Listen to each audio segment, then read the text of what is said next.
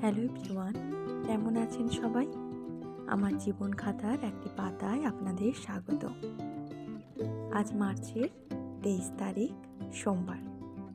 আমার ব্লগটা শুরু করছি লাঞ্চ প্রিপারেশান থেকে। চলুন একসাথে লাঞ্চ করতে করতে আপনাদের সাথে গল্প করি। আজ নিরামিষ রান্না করব। এঁচোড়, শাকের তরকারি আর টমেটো চাটনি।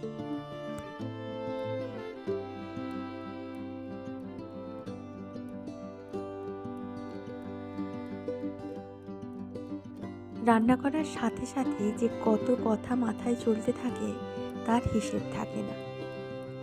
যখন আমি রুটি বানাই তখন মনে পড়ে যায় ছোটবেলায় কেমন ঠাকুমার পাশে বসে উনুনে রুটি বানানো দেখতাম। সত্যি মধুর স্মৃতি এগুলো।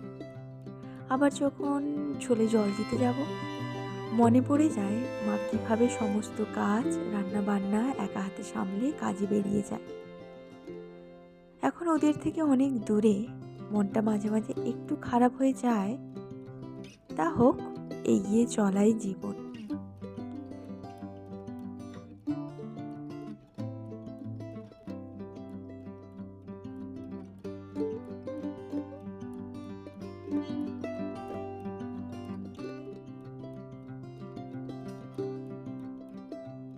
আপনাদের সাথে কথা বলতে বলতে আজকের বাজার ব্যাগ থেকে বের করে নিলাম, তারপর পরিষ্কার করে ধুয়ে নিলাম। প্রতিদিনই প্রায় বাজার যাওয়া হয়, তাই একসাথে অনেক বাজার না করে অল্প অল্প করেই বাজার হয়। এবার এগুলো তুলে রাখি।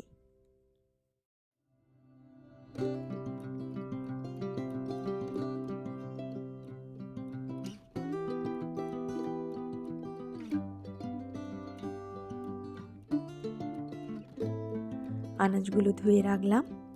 এবার এঁচোড়টার রান্নার জন্য তৈরি করে নেব।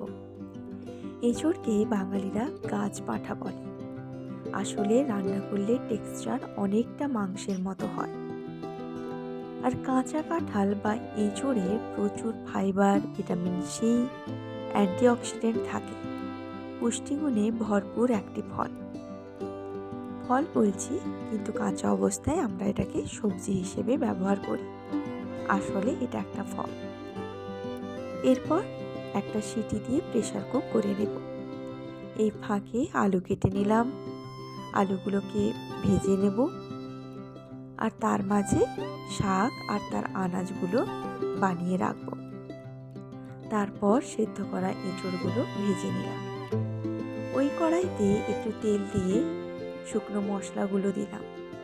এবার আদা বাটা দিয়ে কিছুক্ষণ নেড়ে টমেটো বাটা দিলাম। টমেটোর কাঁচা গন্ধ চলে গেলে জিরে লঙ্কা বাটা দিলাম। এরপর আলু এঁচোড় দিয়ে ভালো করে কষিয়ে ওপর থেকে ঘি ছড়িয়ে ফুটিয়ে নেব। আর এদিকে 5 মেশালি সবজি দিয়ে শাকটা করে নিচ্ছি। সবশেষে টমেটো চাটনি করে নেব।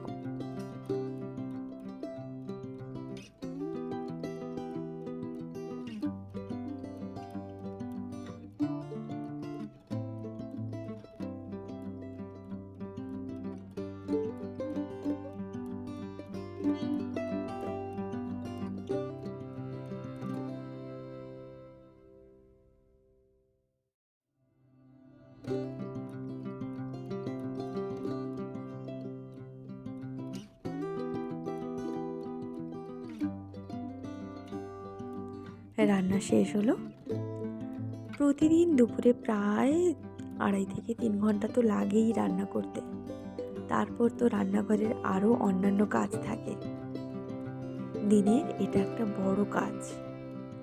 আচ্ছা, রান্নার পরে চলুন এবারে লাঞ্চ থালাটা সাজিয়ে নিই।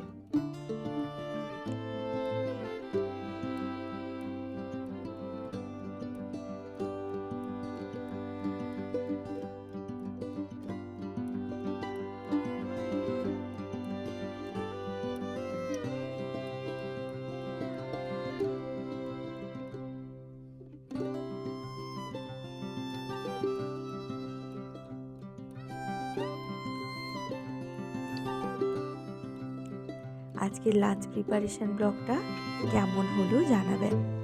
ভালো লাগলে চ্যানেলটিকে সাবস্ক্রাইব করে দেবেন, লাইক করে দেবেন আর কমেন্টে জানাবেন কেমন লাগলো। সকলে ভীষণ ভালো থাকবেন, সুস্থ থাকবেন, আনন্দে থাকবেন।